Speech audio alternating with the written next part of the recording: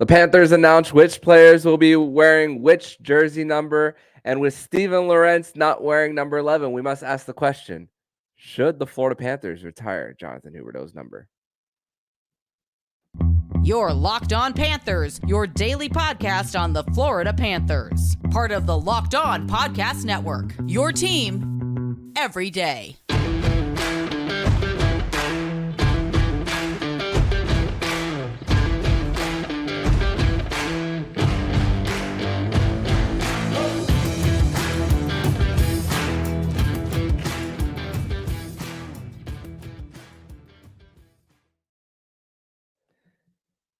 And welcome into this Friday, August 4th edition of the Locked On Florida Panthers podcast, part of the Locked On Podcast Network. We're with your team every day. Thank you for making the Locked On Florida Panthers podcast your first listen of the day. I'm Armando Velez. You can follow me on Twitter at MondoMan12. Follow the show account on Twitter and Instagram at LO_FLA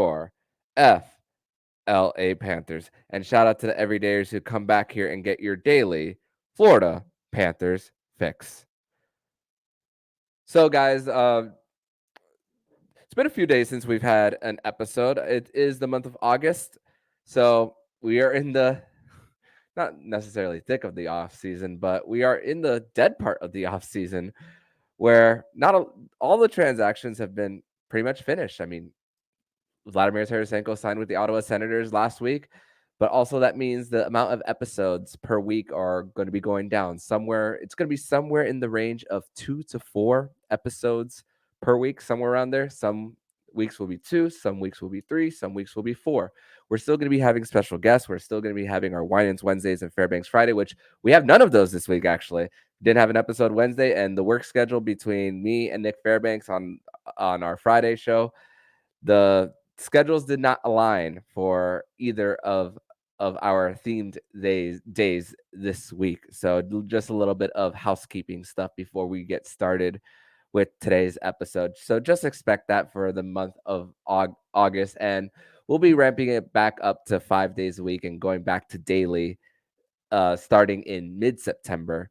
But for those who celebrate, happy football season, as Thursday night, once you guys will know the result, once the game goes final of tonight's the Hall of Fame game for the NFL. I'm wearing my Dolphins polo. If you guys want to see it on the YouTube, please subscribe to the show. And got the Florida Panthers hat to go along with it, because this is, in fact, a hockey show after all. But it is football season. The MLB trade deadline has passed as well, so the Marlins are in the thick of everything. Speaking of the Marlins, Jake Berger, their newly acquired third baseman, played hockey as a kid with Matthew Tkachuk growing up. So Matthew Tkachuk played sports hockey with Jake Berger, and he went to school with Jason Tatum of the Boston Celtics. So little crazy thing about the city of St. Louis, a town that I've never been to, that has produced so much talent around the sports landscape. But this is a good way to talk about Matthew Tkachuk and what he's spoken about on the latest of his injury. And Matthew Tkachuk went on the Cam and Strick podcast and spoke about his injury update, and that he is as close, very, very close to 100%. And when we first heard about Matthew Tkachuk and the broken sternum, it was a 4 to 6 week injury. And even in the press conferences after the season, Paul Maurice spoke about the guys who are going to be missing to start the season. None of those are Matthew Tkachuk, thankfully. But a little bit of an update that Matthew Tkachuk brought up is saying how when it comes to working out, he spoke about really the ability to slow down based on what he's done in different off seasons, and the fact that he's in a place where he even said it himself in that interview. He considers himself the luckiest guy in the NHL, being able to go from snowy Calgary all the way to sunny South Florida, and then in your first year with this new franchise, you're going all the way to the Stanley Cup final, and basically putting the team on your back too, as well. And he's had a fun summer as well. His brother getting married as well, Brady Tkachuk. So congratulations to Brady and Emma on getting married. I mean, Gus Forsling got married as well, and as well as Sam Reinhart. So this is the time of year where the players tie the knots because they're not in the consistent grind of an NHL season. So, and crazy, the star-studded uh, lineup that was at Brady Tkachuk's wedding. You talk about the Hughes brothers, Mark Stone, Tim Stützle, Alex DeBrincat, just a whole bunch of different star-studded players, and then you have Tom Fitzgerald, who's his uncle, former Panther, and of course his son Casey Fitzgerald, who just recently re-signed with the Panthers there too. And Keith Tkachuk, there was a Big Head Hockey also provided a lineup for that wedding of how the lines would be put together as well. So it's pretty cool. A little bit of off-season stuff uh, as far as just a wedding and the amount of big names that are even attending.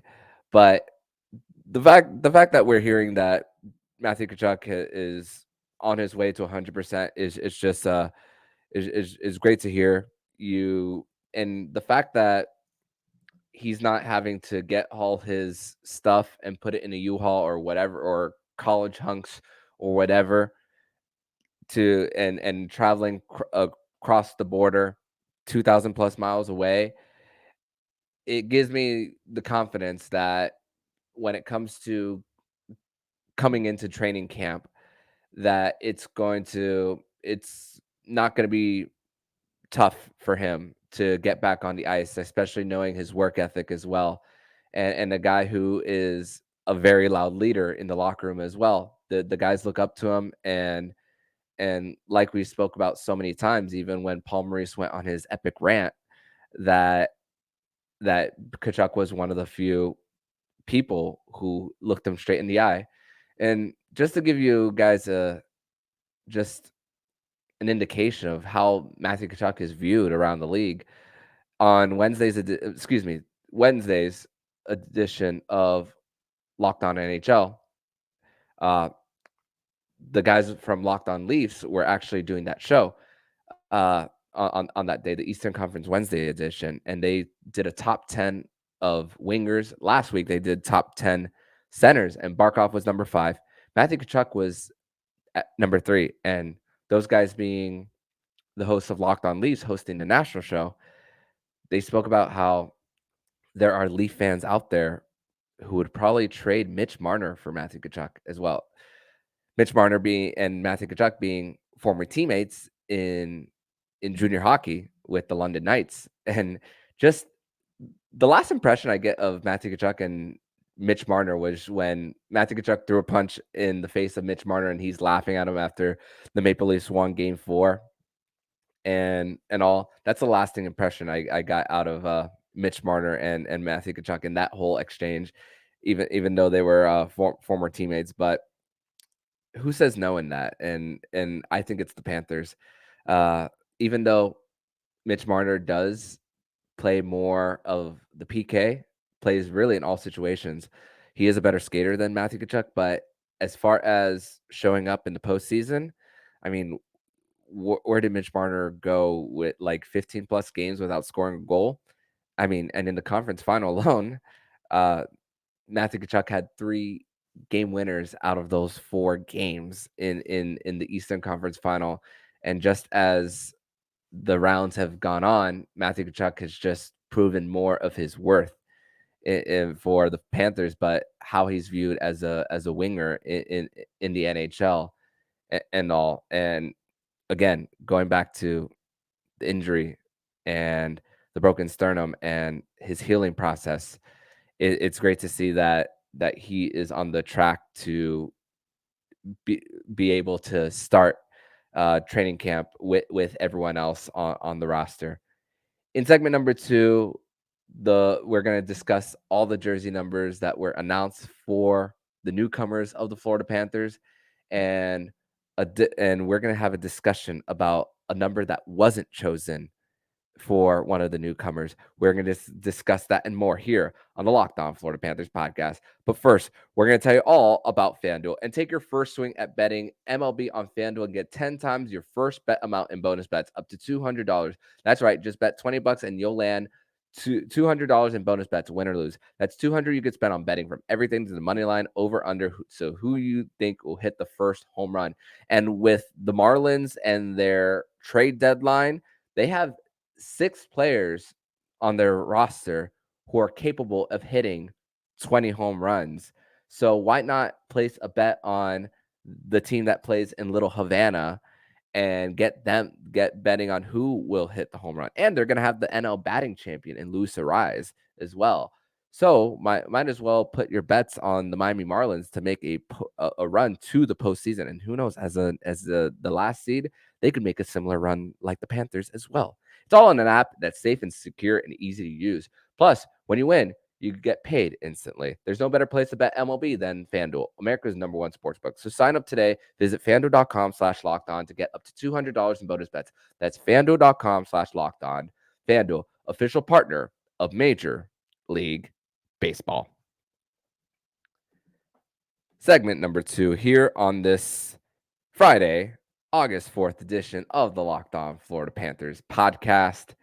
And the Florida Panthers a few days ago announced the jersey numbers that the newcomers will be wearing this upcoming season. And just to go a little one by one, Oliver Ekman-Larsson, he will be wearing number 91. Nico Mikkola will be wearing number 77. Signs of Frank Vetrano there. And for OEL, signs of Anthony Duclair. Mike Riley will be wearing number 6. Last one to wear it was Anton Stroman. Dmitry Kulikov gets his number back from when he was first with the Panthers. Number 7, most recent one, Radko Gudas, which Radko Gudas actually did an interview in his native language in Czechia and spoke about the teams who were interested in him. Toronto was one of them. Edmonton was the other. And I believe Calgary was the third Canadian team who was interested in Radko Gudas. And actually, before we get back to the jersey numbers, Radko Gudas spoke about how he didn't want to play in a Canadian market because he felt the pressure, even as an opponent with the Florida Panthers in their series against the Toronto Maple Leafs, the media pressure that came with playing in the mecca of hockey in Toronto. And you saw that with Ryan O'Reilly leaving in free agency from Toronto to Nashville to sign with them as well. So that's a little bit of perspective on Radko Gudas signing with Anaheim Ducks instead. Panthers were never going to pay Radko Gudas that AAV that he eventually got. Anthony Stolarz will be wearing number 41, which quick thing about Anthony Stolarz, I have to bring this up on the show. Jay Fresh Hockey took a fan vote of the top 64 goalies in the NHL based on fan votes, and Stolarz is number 40. Sergei Bobrovsky is number 10. Spencer Knight was number 32. Something I saw on Thursday morning that I told myself I was going to share on the show. Evan Rodriguez is going to wear number 17 with the Florida Panthers. It's funny because a commenter, like I said a few weeks ago, said that Evan Rodriguez is a possible doppelganger of myself. And funny enough, what was my jersey number when I played sports? I wore number 17. So it was meant to be for Evan Rodriguez to wear number 17 with the Florida Panthers, and I happened to cover him as well. Kevin Stenlund wearing number 82, and I wanted to leave this player for last, Steven Lorentz. So there's a Twitter page out there called NHL Jersey Numbers. And back on July 17th, that account tweeted that Steven Lorentz, newcomer for the Panthers, probably going to play on the fourth line, more than likely going to, was going to wear number 11. And the comments went wild. They were something. There was to the point of pretty colorful language too as well. But there were also some there was like comments of saying savage or some of them are, how could the Panthers allow this to happen? There was mixed comments, but there was some funny ones too, as well. I refrained from commenting on it in the space of Twitter, but overall, when I saw it, and I'll say it on this space, not on Twitter. That's why you guys should listen to the show, so you guys get more of my opinion on the show side versus what I say on the Twitter side.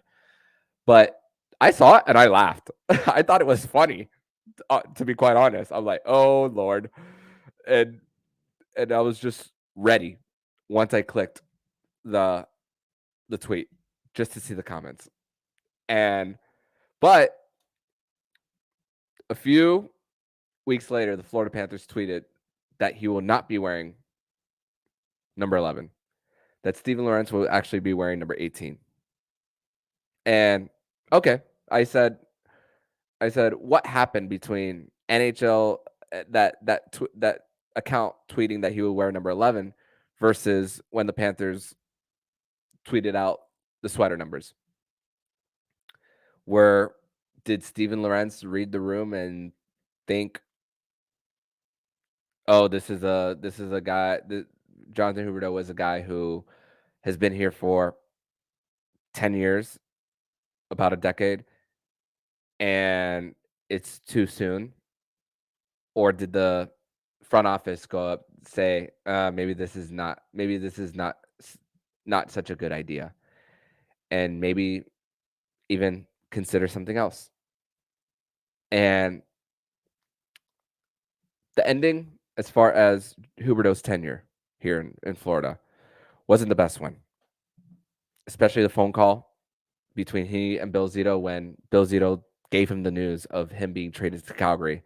At least the rumor was saying that Huberdeau cursed him out, saying "F you" to Bill Zito. That was the rumor. Nobody has confirmed anything. There's no official confirmation of it, but that's the rumor. And then the whole, which I hate bringing this up again, the whole thing after the second round in Tampa, where the Panthers supposedly went to a strip club after game 3, after being down 3-0 against the Tampa Bay Lightning. Apparently, the conversation was maybe Huberdeau was somewhat involved. Maybe he was distracted. I know Huberdeau loves putting his life on his social media, loved posting about his nice cars, whether it was driving to the arena or on the beach as well. But this was a player who spent over a decade with the franchise, and the question we ask is, should the Panthers consider or should they retire his number? And if Matthew Tkachuk hadn't been made available and you give him an extension, which coming into this year, this would have been year 1 of the extension. I mean, he's currently going into that right now at 10.5 AAV for the next 8 years with Calgary. If that were on the contract with the Panthers, that's a heck yes, for sure. But it's not like that. It's you think about with Huberdeau, and whether it's the ability to put a team on his back versus not, he's never been that guy during his tenure with the Florida Panthers. And I mean, there aren't many numbers even retired in the first place. I mean, this franchise has been bad for most of our lives. I mean, the only player is Roberto Luongo, and that's a first ballot Hall of Famer, a guy who came back, had Vezina caliber seasons, 3-time finalist in the Vezina. Jonathan Huberdeau, even in his 115-point season, wasn't even a finalist neither.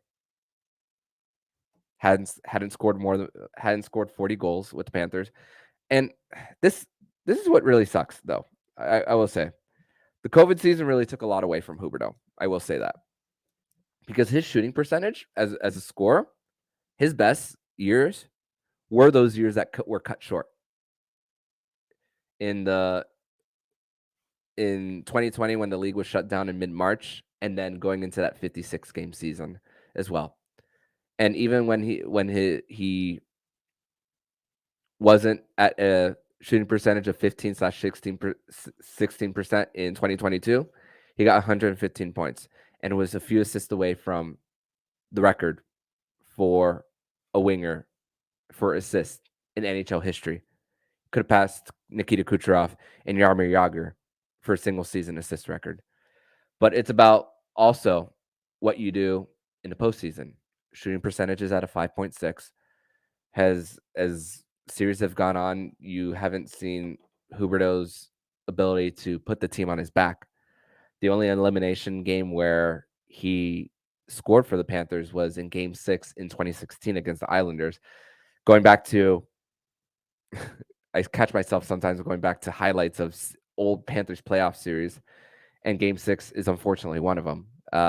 The goal that Huberdeau scored, I remember he was falling forward, taking a shot from the right wing circle, and then as he's falling forward, gets it through a screen and gets it past Thomas Greiss there.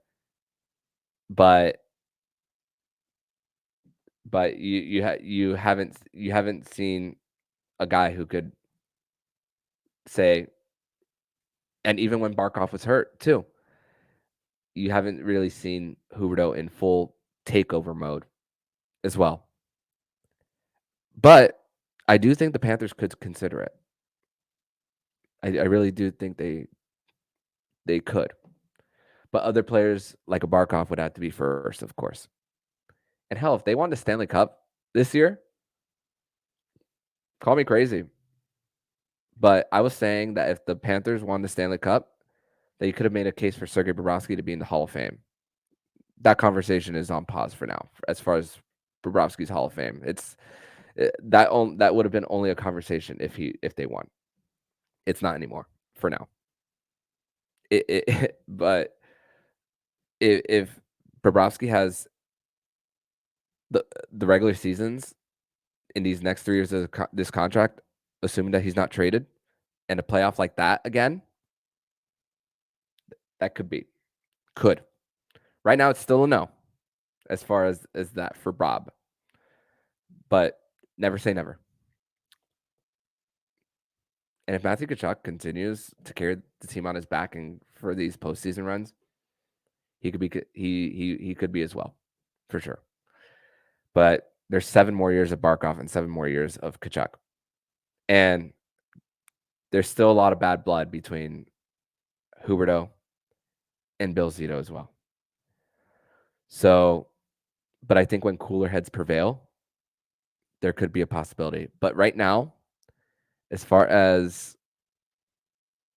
what Huberdeau has done, even in the years that the Panthers haven't gotten to the playoffs, I don't think that's enough to say, yes, for sure, they should retire it. But I do think it's a matter of maybe too soon for someone to wear his number. So we could possibly see someone else wearing number 11 again in the near future. Maybe not immediate, but sometime in the future. And I'm going to go to the polls that I did on Instagram and on Twitter. Instagram has 64 saying no and 36 saying yes, while Twitter says 62 no to 38 saying yes. So there you go. But if you're watching this on the YouTube, comment down below and tell us what you think. I don't think there's necessarily a wrong answer. This is an opinion-based segment based on it. But you could argue one way or the other based on whether the Panthers should or shouldn't. But I'm more leaning towards on the no. But would it be surprised if it ends up being actually yes? In segment number 3, we're going to go over what the Florida Panthers power play could look like come Game 1 of the 2023-24 season. We're going to discuss that and more here on the Locked On Florida Panthers podcast. Your Locked On Panthers, your daily podcast on the Florida Panthers. Part of the Locked On Podcast Network. Your team every day.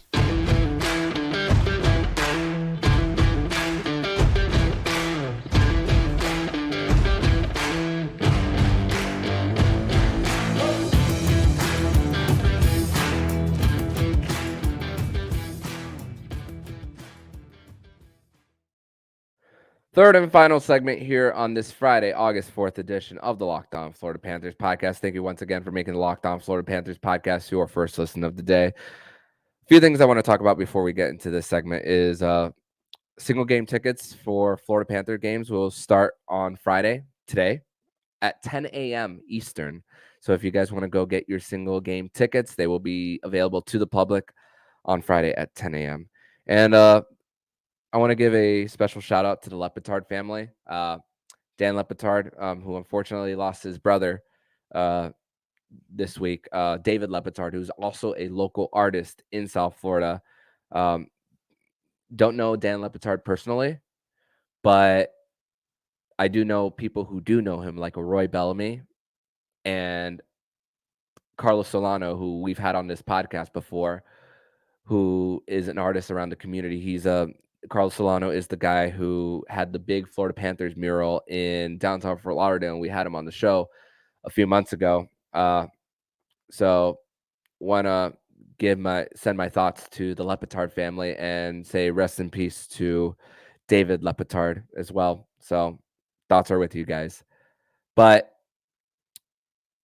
going into this segment, we've spoken about for a couple of weeks. I remember he teased talk about the power play, but development camp was coming, got lost in all that. The focus on that week was specifically development camp as well. But we are now the segment has finally come to see what the Florida Panthers power play could possibly look like. And also to note once again, the guys that are missing: Montour, Ekblad. Yeah, Ekblad was taken off power play 1 as the postseason progressed, and the regular season as well.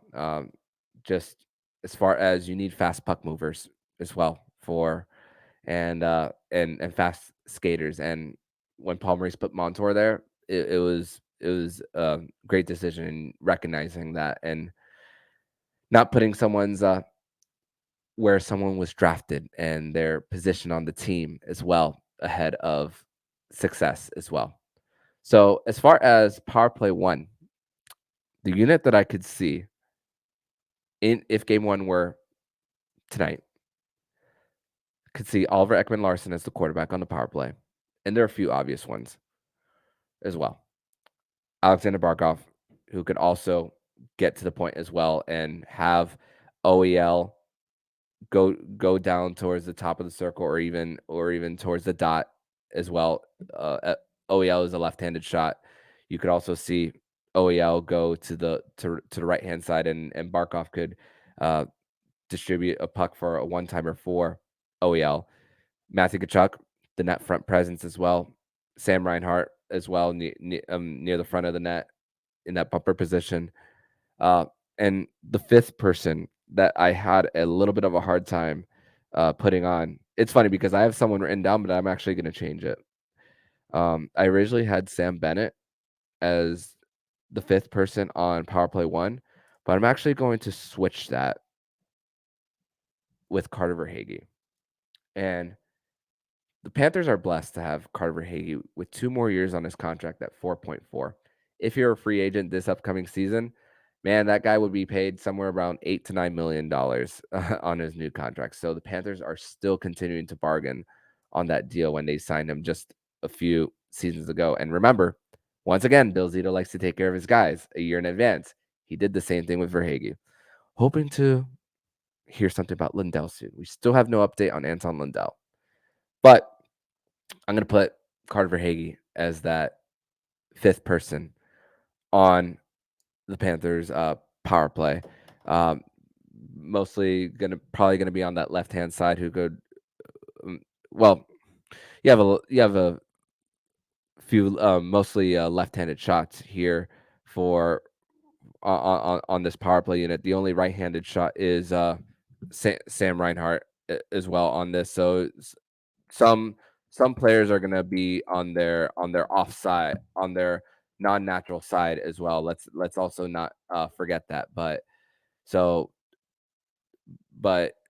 with Verhaeghe being on the left side on the forward lines, we could also see that on the power play as well. So we could see Carter Hagee definitely there. And Carter Hagee has done so much damage in his career at even strength. I think we could see a completely different level of this man this coming season as opportunity is going to come for so many people for this Panthers team. And I know we've mostly talked about opportunity as far as defensemen, but I think it's also opportunity for a guys like a Verhage as well on that unit. And speaking of opportunity, power play 2. Gus Forsling. And you could possibly put Gus Forsling as core QB1 on the power play as well. Uh, but I think the Palm race is going to go more with experience when it comes to that. Sam Bennett, we mentioned him earlier for and you need a guy who can win you faceoffs. TNT actually did a close up of what Sam Bennett does when it comes to his draws and how and when the puck gets on his skate when the puck gets on his skate, how he kicks it back up to the point as well.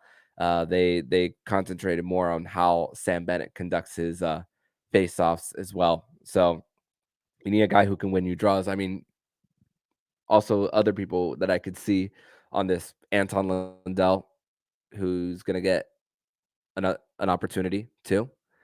And this could be the season for him to explode on the scene as he's going into his third year. Evan Rodriguez, man, I've watched this guy's highlights.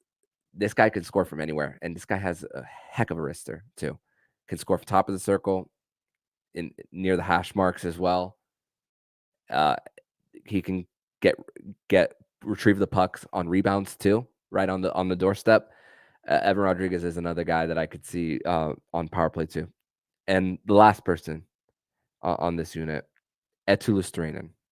Not much power play time that he's gotten over his tenure with the Florida Panthers, but 3 more years of this guy, mostly focused on his defensive game, and from going to a healthy scratch to getting bigger roles. Paul Maurice talking about him being a top 9 player, and this could be the next step in Eetu Luostarinen's development, getting some power play 2 time, and everyone's gonna get a spot up as in the beginning of the season, as the Florida Panthers are just honestly just looking to navigate these first few months of the season as well. And speaking of guys who are rehabbing and getting better, I mean, there was actually a photo that surfaced of Brandon Montour doing rehab with his shoulder, and great to see that Brandon Montour is is at least back in the gym, um, getting ready. I mean, we spoke about how he went on the Cam and Strick podcast discussing how he got the surgery immediately, and I think that's such a big benefit instead of waiting it out. I mean, sometimes players in professional sports would wait out things if they weren't happy with their contracts, but I mean, with hockey, your contract is set in stone. There's no restructuring of anything. So there's no reason for Brandon Montour to be dissatisfied and and all as well for now, unless there are contract talks and they have gone south because he's eligible for an extension at any moment now that he has 1 year left. But honestly, I think Brandon Montour's focus is just to get on the ice, and just to get better. And great to see that picture has resurfaced has excuse me surfaced of Brandon Montour getting into his rehab. Still no expectation. I don't want anyone to take this the wrong way, that the expectation of him to would be to come back on opening night. That's still not what I'm getting out of that. I'm getting out of it as maybe it could be earlier than December, but not expecting preseason action or anything, or even on the ice on um, when the Panthers open up training camp in mid-September at the Panthers Ice Den as well. So those are a little bit of updates there as far as the injury front. And also Barkov was there was a workout video of him too, and he's more quiet when it comes to his routine, but every summer, every time that he's returned to Sunrise from his summer workouts, he always looks bigger. So we know he works in silence and trains in silence. And I'm also interested to see what different hat he has as well when he does return, because he always has a different hat every single season. So just just happy that the guys are doing the necessary work in the offseason to come back even stronger after their Stanley Cup run. But that'll do it for this edition of the Locked On Florida Panthers podcast. Next week, we're going to try to have a special guest. Nothing confirmed, so I'm not going to tease who that special guest will be. And we are going to break down who are the top 10 athletes in the current state of South Florida sports. We're going to also do that next week. We might even discuss top 10 games of the year as well. We have to talk about the penalty kill as well. So make sure you hit subscribe.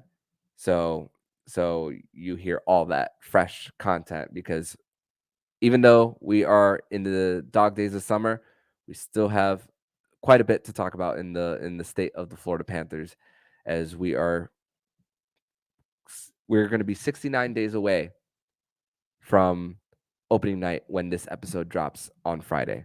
But in the meantime, if you like what you're hearing, please subscribe to the podcast to be notified every single time the Locked On Florida Panthers podcast jumps into your podcast feed. Don't forget to also subscribe to the other shows on the Locked On NHL network, including Locked On NHL, Locked On Fantasy Hockey with Philip Livingstone and Stu Roden, and Locked On NHL Prospects. They can make the Locked On Florida Panthers podcast your first listen of the day. So Armando Velez, signing off. And you've been listening to the Locked On Florida Panthers podcast, part of the Locked On Podcast Network, where it's your team every day.